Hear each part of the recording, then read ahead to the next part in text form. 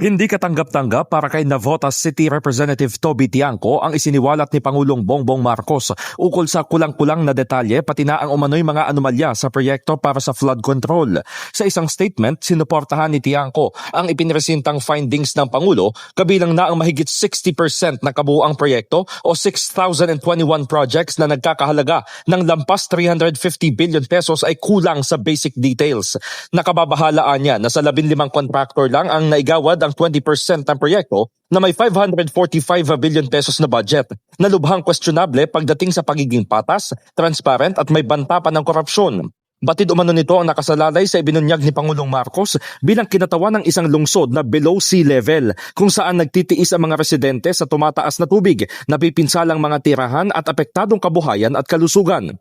Punto ni Tiangco, bawat pisong nasasayang o mali ang paggasto sa flood control ay pagtataksil sa mga komunidad. Iginiit pa ng kongresista na hindi dapat payagan na gawing playground para sa inefficiency o katiwalian ang kritikal na infrastruktura. Tama lang umano ang direktiba ng punong ehekutibo na i-audit at linisin ang programa kaya hinimok nito ang lahat ng ahensya, kontraktor at lokal na opisyal na makipagtulungan.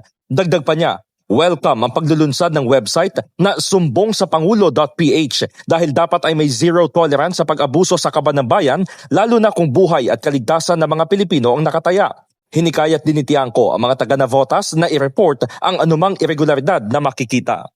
In the heart of changing lives, ako si Brigada Haji Caaminio ng 105.1 Brigada News FM Manila, The Music and News Authority.